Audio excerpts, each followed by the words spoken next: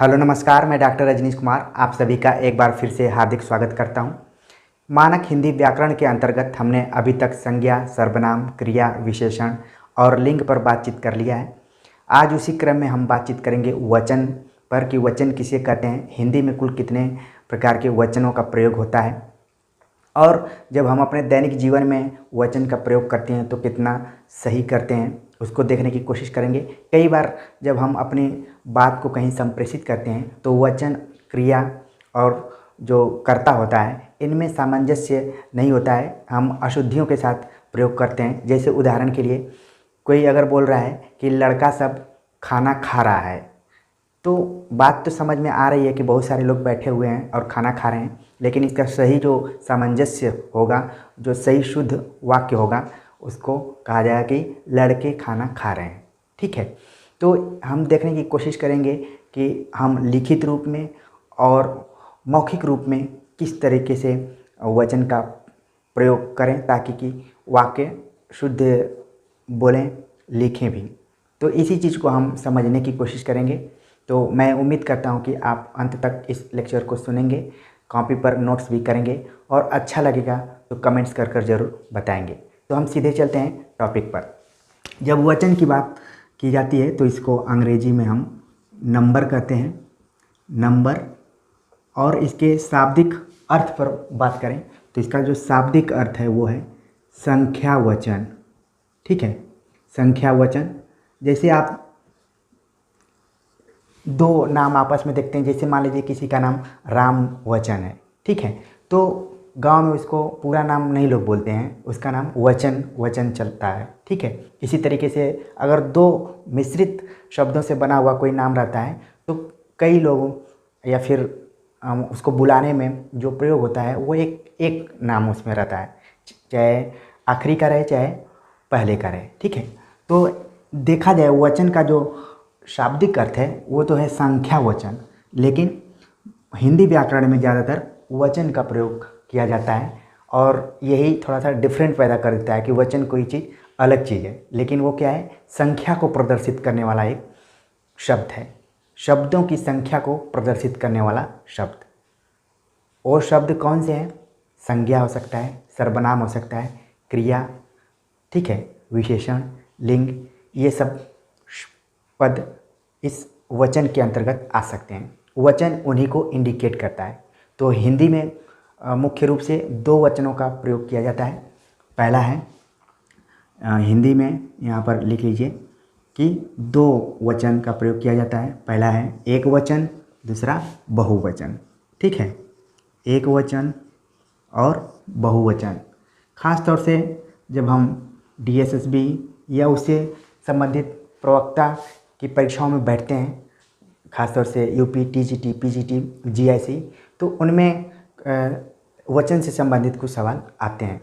कई बार शुद्ध शब्द जो वचन के रूप में प्रयुक्त होता है उससे संबंधित रहते हैं। कई बार कुछ शब्दों को लिख दिया जाता है और पूछा जाता है कि इनका वचन क्या होगा, एक वचन या बहुवचन का रूप कौन सा सही होगा या फिर गलत, क्योंकि परीक्षा में सत्य असत्य, सही गलत इस तरीके से भी सवाल आ रहे हैं। कई बार तो मिलाने वाले सवाल भी आते हैं, युग्म दे देता है और उसको मिलाना रहता है। तो ध्यान रखने की बात यह है कि हिंदी में कुल दो वचनों का प्रयोग होता है, एक वचन और बहुवचन। इसके पहले देखा जाए तो संस्कृत में तीन वचन का प्रयोग किया जाता था, एक वचन, द्विवचन और बहुवचन। लेकिन जैसे ही पाली, प्राकृत, अपभ्रंश का विकास हुआ और उनसे हिंदी का जन्म हुआ तो धीरे धीरे जो द्विवचन है वो बहुवचन में जाकर मिल गया।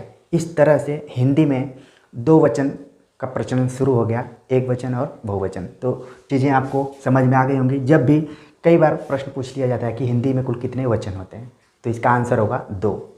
अब हम ये देखने की कोशिश करते हैं कि एक वचन मतलब कि एक संख्या को प्रदर्शित करने वाला, एक संख्या को बतलाने वाला एक वचन, और एक से अधिक संख्या को बतलाने वाला बहुवचन। सामान्य रूप से इसका अर्थ यही होगा, प्रायः सभी लोग इसको जानते हैं, लेकिन जब शब्द का प्रयोग करना पड़ जाता है एक वचन बहुवचन में, तब वहाँ पर दिक्कत आने लगती है कि सही या शुद्ध शब्द कौन सा होगा। ठीक है, तो हम देख लेते हैं। जैसे मैंने लिखा एक वचन में लड़का, तो इसका बहुवचन क्या होगा? लड़के। ठीक है। हमने लिखा नदी, तो इसका बहुवचन नदियाँ। ठीक है। हमने लिखा घोड़े, या फिर हमने लिखा घोड़ा एक वचन में, ये हो गया घोड़े बहुवचन। बच्चा, बच्चे। तो इस तरीके से ये जो पार्ट है ये एक संख्या को निर्धारित कर रहा है, और यहाँ पर जो पार्ट्स हैं ये एक से अधिक संख्या को प्रदर्शित कर रहे हैं। लेकिन कई बार हम देखते हैं लड़कों का भी प्रयोग होता है, नदियों का प्रयोग होता है, घोड़ों का प्रयोग होता है, बच्चों का भी प्रयोग होता है, तो बहुवचन में ही प्रयोग होता है। तो उसको कैसे हम प्रयुक्त करते हैं उसे भी देखने की कोशिश करेंगे। फिलहाल एक वचन और बहुवचन उम्मीद है कि समझ में आ गया होगा। ठीक है। अब कुछ नियम हैं, उन नियमों को देखना पड़ता है। उन्हीं नियमों के माध्यम से शब्दों का निर्माण होता है, वचन का निर्माण होता है, और ये वाक्य में प्रयुक्त होता है। ठीक है। तो इसको आप जल्दी से स्क्रीनशॉट ले लीजिए। हम देखते हैं कि जब वचन की बात होती है तो इसके केंद्र में संज्ञा रहती है। कहने के लिए सर्वनाम, क्रिया, विशेषण इत्यादि भी आते हैं, लेकिन मुख्य रूप से संज्ञा पद ही इसके अंतर्गत आते हैं। ठीक है। तो संज्ञा पद को ध्यान में रखने की ज़रूरत है। जब संज्ञा पद की बात आती है तो किसी व्यक्ति, स्थान, वस्तु के नाम को संज्ञा कहते हैं। इस पर मैंने लेक्चर पहले ही प्रस्तुत कर दिया है, तो आप लोग जो नहीं देखे हैं वो उसको देख सकते हैं। संज्ञा का, सर्वनाम का, क्रिया का, विशेषण का, लिंग का, तब मेरी बात ज़्यादा और क्लियर होगी। ठीक है। तो संज्ञा को ध्यान में रखने की ज़रूरत है। और संज्ञा के भी दो रूप हैं। पहला इसमें रूप है विभक्ति सहित, विभक्ति सहित, और दूसरा रूप है विभक्ति रहित। ठीक है। अब ये विभक्ति सहित और विभक्ति रहित ये क्या शब्द हैं? जब हम कारक पढ़ा रहे थे तो कर्ता ने कर्म को करण से, अपादान को के लिए, इस तरीके से पूरा हमने बतलाया था। ठीक है। संप्रदान को के लिए, अपादान से, संबंध का, के, की, रारेरी, और अधिकरण में, पै, पर। ठीक है। तो ये विभक्ति होती हैं। तो जिनका उपयोग विभक्तियों से होता है उनको विभक्ति सहित कहा जाता है, और जिनका प्रयोग विभक्तियों से अलग होता है, उसमें विभक्ति शामिल नहीं होती हैं, तो विभक्ति रहित कहलाता है। तो ये दोनों शब्दों का शाब्दिक अर्थ यही होगा। तो हम पहले देखते हैं विभक्ति रहित। विभक्ति रहित में हम लिंगों के आधार पर देखने की कोशिश करेंगे और वचनों को समझने की कोशिश करेंगे। खासतौर से मैं पुल्लिंग में बता रहा हूँ कि किस तरीके से वचन का निर्माण होता है, पुल्लिंग संज्ञा पद हो, और इसका एक वचन और बहुवचन कैसे बनता है। तो पहला नियम ये है कि जब आकारांत शब्द हो, आकारांत, ठीक है, आकारांत का मतलब कि कोई शब्द जिसके अंत में क्या हो, अंत में आ हो, आ शब्द वो उसे आकारांत कहा जाता है। जैसे मैंने लिखा लड़का, तो आप देखेंगे कि इसके अंत में क्या है, आ है। तो आकारांत जब रहेगा एक वचन में तो उसका बहुवचन बनाने के क्रम में, आकारांत का बहुवचन बनाने के क्रम में क्या हो जाता है, ए हो जाता है। ठीक है। आकारांत का ए हो जाता है, मतलब शॉर्ट में अगर इसको समझें तो आ का ए हो जाता है। जैसे मैंने लड़का लिखा तो इसका क्या हो जाएगा, लड़के। ठीक है। जैसे मैंने लिखा गधा तो इसका क्या होगा, गधे। मैंने लिखा पहिया तो इसका क्या होगा, पहिए। ठीक है। या फिर घोड़ा तो क्या हो गया, घोड़े। बस ध्यान में रखने की ज़रूरत ये है कि अगर कोई शब्द आकारांत है, यानी कि उसके अंत में आ लगा है और वह एक वचन है, तब उसका बहुवचन बनाने की जब बात होगी तो वो क्या हो जाएगा, ए में कन्वर्ट हो जाएगा। जैसा कि मैंने यहाँ पर बतलाया, ए हो गया, ये भी ए हो गया है, पहिए, घोड़े। तो उम्मीद है कि जब भी आकारांत से संबंधित एक वचन में शब्द रहेगा उसका बहुवचन बनाया जाएगा तो वो ए में कन्वर्ट हो जाएगा, और उदाहरण के माध्यम से आप समझ गए होंगे। अब दूसरा नियम क्या है, दूसरा नियम ये है कि आकारांत के अलावा जितने भी शब्द होते हैं उनका जब बहुवचन बनाया जाता है तो उसमें एक वचन और बहुवचन में ज़्यादा अंतर नहीं होता है। मतलब आकारांत को छोड़कर शेष अन्य मात्रा वाले शेष मात्रा वाले शब्द दोनों में समान होते हैं। दोनों में मतलब इसमें भी और इसमें भी क्या होंगे, समान होंगे। जैसे उदाहरण के लिए बालक पढ़ता है, बालक पढ़ता है, ये क्या है, एक वचन है, ठीक है। और इसका बहुवचन बनाने के लिए होगा बालक पढ़ते हैं, बालक पढ़ते हैं।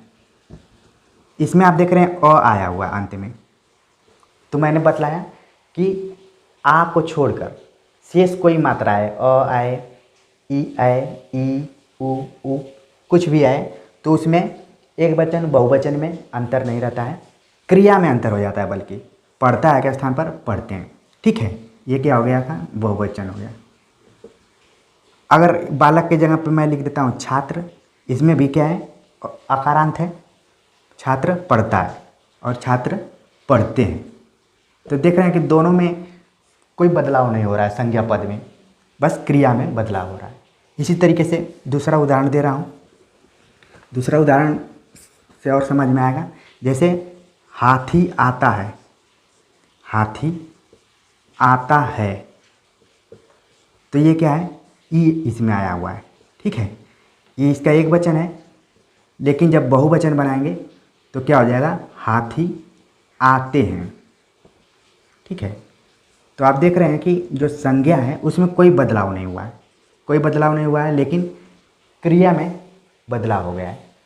तो जब हम पुल्लिंग संज्ञा में एक वचन से बहुवचन में कन्वर्ट करते हैं तो पहला नियम यह था कि अगर शब्द आकारांत है तो बहुवचन में एकारांत में परिवर्तित हो जाएगा। उदाहरण के माध्यम से मैंने बताया। उसके अलावा जितने भी शब्द आते हैं, अगर उसमें अकारांत है, इकारांत है, उकारांत है, तो कोई बदलाव नहीं होगा, दोनों में समान रहेगा। और उदाहरण के माध्यम से मैंने समझा दिया। अब हम देखते हैं स्त्रीलिंग में, ये तो पुल्लिंग की बात हुई थी। अब स्त्रीलिंग में एक वचन और बहुवचन कैसे बनता है उसको देख लेते हैं, ठीक है। तो जल्दी से इसको आप नोट कर लीजिए और स्क्रीनशॉट भी ले लीजिए। अब हम स्त्रीलिंग में देखते हैं, और स्त्रीलिंग में ही ज़्यादातर सवाल पूछे जाते हैं और इसी में ज़्यादातर नियम भी है, इसको ध्यान में रखने की ज़रूरत है। जब स्त्रीलिंग में हम देखते हैं तो पहला नियम ये है कि अगर शब्द आकारांत है, अगर शब्द आकारांत है मतलब कि उसके अंत में आ है, तो स्त्रीलिंग में एक वचन से बहुवचन बनने में क्या परिवर्तन होता है उसको देख लेते हैं। बहुवचन बनने में क्या होता है, आकारांत का यहाँ पर क्या होगा, ये हो जाएगा ऐसे, ठीक है। जैसे उदाहरण के लिए मैंने लिखा शाखा, शाखा एक वचन है, लेकिन जब इसका बहुवचन बनाएंगे तो हो जाएगा शाखाएं, ठीक है। मैंने लिखा महिला, ये ज़्यादा चर्चित शब्द है, ये क्या हो गया, महिलाएं। इसी से बना हुआ है, क्योंकि इसके अंत में आप देख रहे हैं आ है, इसके अंत में भी आ है, ये किस में कन्वर्ट हो जा रहा है, ए में कन्वर्ट हो रहा है, ठीक है। इसी तरीके से मैं उदाहरण दे रहा हूँ, जैसे मैंने लिखा कक्षा, ठीक, तो ये क्या हो गया, कक्षाएं। छात्रा, तो क्या हो गया, छात्राएं, ठीक। इस तरीके से एक वचन से बहुवचन बन रहा है।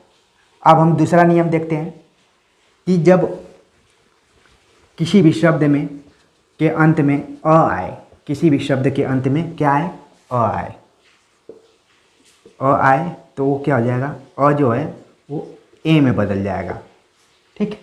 जैसे उदाहरण के लिए मैंने लिखा गाय, तो इसका बहुवचन हो जाएगा गायें।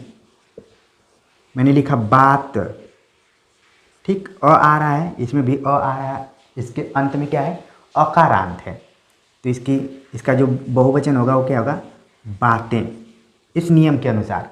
इसी तरीके से बहन, बहन शब्द है तो क्या होगा, बहनें, ठीक, तो आप देख रहे हैं कि कैसे एक वचन से बहुवचन बन रहा है। तीसरा नियम है स्त्रीलिंग के अंतर्गत ही। तीसरा नियम ये है कि यदि ई या ई के बाद, ठीक है, इसको बहुवचन बनाना है तो क्या हो जाएगा, शब्द में इयाँ लग जाएगा। अगर किसी भी शब्द के अंत में ई या ई है तो बहुवचन बनाते समय उस शब्द में इयाँ ये शब्द जुड़ जाएगा। जैसे मैंने लिखा तिथि, ठीक, तो ये क्या होगा, तिथियाँ। अच्छा, ध्यान देने वाली बात यह है कि अगर शब्द के अंत में बड़ी ई है, मतलब इकारांत दीर्घ वाला है, तो ये क्या हो जाएगा, इसमें बदल जाएगा, छोटी इकारांत में बदल जाएगा। ठीक, उदाहरण के लिए जैसे मैंने लिखा नारी, तो आप देख रहे हैं यहाँ पर क्या है, दीर्घ है, लेकिन जब इसका बहुवचन बनाएंगे तो ये हो जाएगा नारियाँ। ठीक, कई बार बच्चे आंसर लिखते हैं तो ये नहीं क्लियर कर पाते हैं कहाँ पर छोटी की मात्रा रहेगी, कहाँ पर बड़ी की मात्रा रहेगी। कई बच्चे नारियाँ ऐसे लिख देते हैं, जो कि गलत है। ठीक है, ये नियम के अनुसार यहाँ पर क्या होगा, छोटी की मात्रा हो जाएगी। तो अब जब भी आप शब्दों को देखेंगे कि एक वचन बहुवचन है या फिर शुद्ध अशुद्ध, तो ये आपको उसमें हेल्प करेगा। ठीक है, नारी हो गया। इसी तरीके से मैंने लिखा नदी, तो यहाँ पर भी क्या है, दीर्घ है, और इसका बहुवचन बनाएंगे तो नदियाँ हो जाएगा। ठीक, तो उम्मीद है कि ये भी नियम आपको समझ में आ गया होगा कि अगर किसी शब्द के अंत में ई या ई है तो बहुवचन बनाते समय उसमें इयाँ शब्द जुड़ जाता है। अगर उसके अंत में बड़ी इकारांत है तो वो छोटी में कन्वर्ट हो जाएगा। अब नियम समझ में आ गया होगा। अगला नियम हम देखते हैं कि अगर किसी शब्द के अंत में या शब्द जुड़ा हुआ है, चौथा जो नियम है कि अगर या जुड़ा हुआ है तो वो किस में बदल जाएगा, बहुवचन बनाते समय या में बदल जाएगा। जैसे मैंने लिखा डिबिया, ठीक, ये एक वचन है, लेकिन इसको जब कन्वर्ट किया जाएगा तो क्या होगा, डिबियाँ,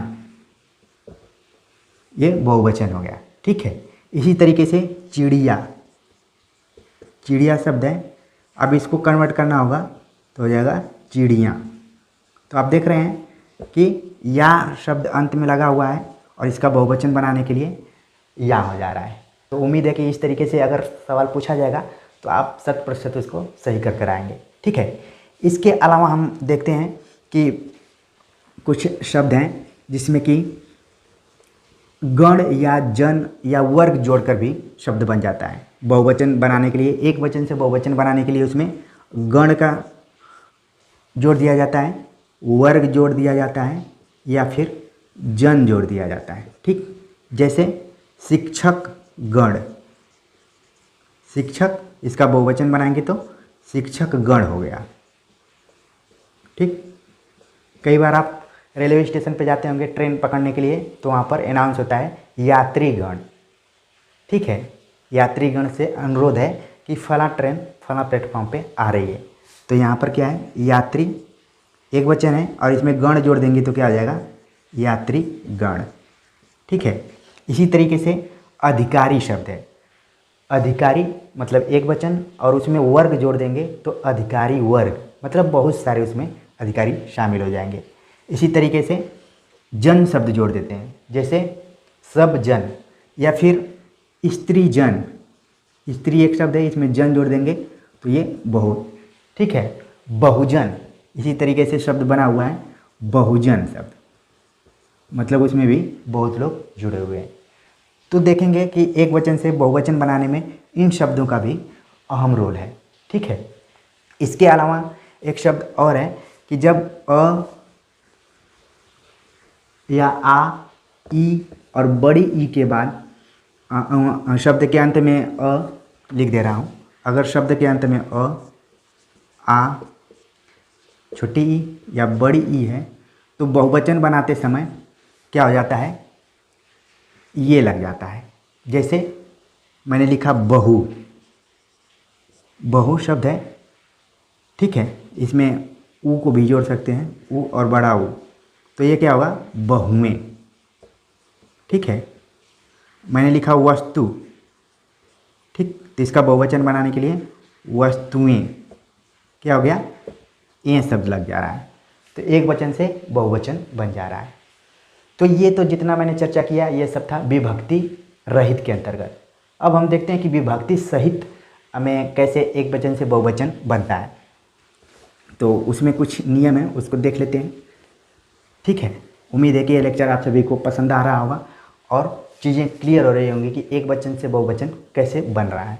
विभक्ति सहित के अंतर्गत देखा जाए तो पहला जो नियम है कि यदि अ या आ या ए के बाद अंत में शब्द आए, किसी भी शब्द के अंत में अ, आ या ए आए तो वो क्या हो जाता है, ओ में बदल जाता है।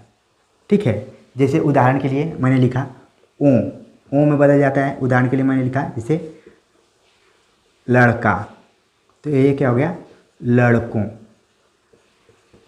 ध्यान में रखने वाली बात है कि ये विभक्ति सहित में है। अब इसका प्रयोग कहाँ होगा, जैसे वाक्य में प्रयोग होगा, लड़कों ने कहा, लड़कों ने कहा। ठीक, तो यहाँ पर देख रहे हैं ने आ रहा है, ने आ रहा है, उसके पहले एक को लगा हुआ है। इसके पहले मैंने एक दूसरा नियम बताया था कि लड़का में अगर बहुवचन बनाना है तो लड़के हो जा रहा है, तो वो क्या था, विभक्ति रहित में था। लेकिन यहाँ पर विभक्ति सहित में, क्योंकि विभक्ति आ रही है यहाँ पर, प्रथमा विभक्ति अगर संस्कृत में कहा जाए, कर्ता ने, मतलब लड़कों ने कहा। ठीक है, तो ओ लग जा रहा है। जैसे फिर अगर उदाहरण दें गधा, गधा का उदाहरण दें तो ये क्या होगा, गधों हो जाएगा।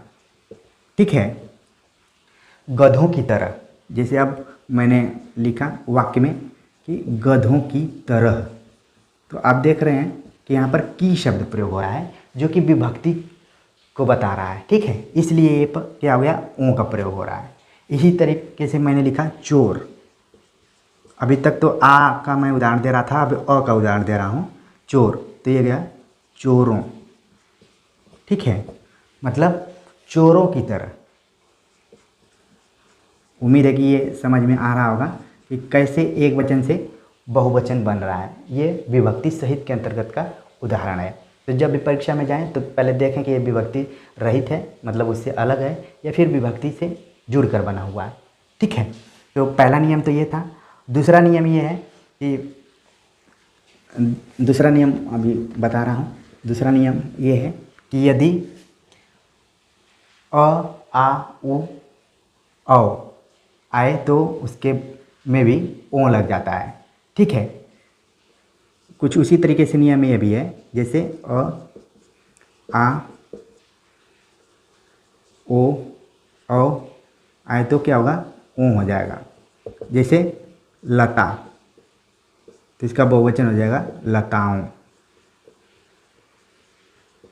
ठीक, और उदाहरण के रूप में देखा जाए तो लताओं को देखा, लताओं को देखा, ये है। तो कोई इसमें क्या आ रहा है, विभक्ति के रूप में आ रहा है। जैसे वधु शब्द मैंने लिखा, वधु, तो इसका हो जाएगा वधुओं। उदाहरण के लिए वधुओं से पूछो, वधुओं से पूछो।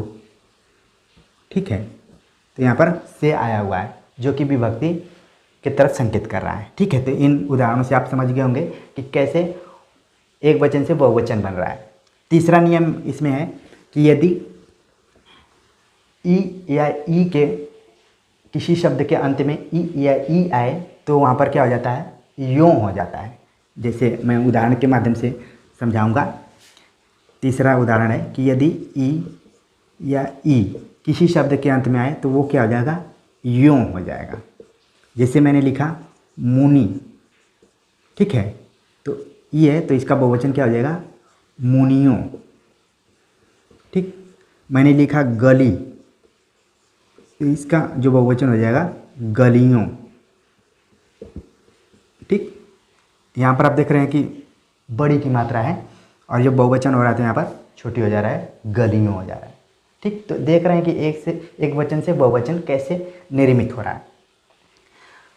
अब इसी तरीके से एक और उदाहरण दे रहा हूँ। जैसे मैंने लिखा नदी, तो ये क्या हो गया, नदियों। तो इस तरीके से एक वचन से बहुवचन शब्दों का निर्माण होता है। कुछ नियम मैंने बताया पुल्लिंग और स्त्रीलिंग के रूप में। उन नियमों के आधार पर जब भी परीक्षा में आप जाएं तो ज़रूर देखने की कोशिश करें कि सही वचन कैसे बनेगा, एक वचन का बहुवचन या फिर बहुवचन का एक वचन, कौन सा सही होगा, यही चीज़ देखने की ज़रूरत है। या फिर जब भी बोलने की कोशिश करिए तो उसमें भी सावधानी रखिए कि कौन सा वचन सही है और कौन सा गलत है। तो उम्मीद है कि ये लेक्चर आप सभी को पसंद आया होगा। कमेंट्स कर ज़रूर बताइए। मिलते हैं एक नए टॉपिक के साथ, तब तक के लिए नमस्कार।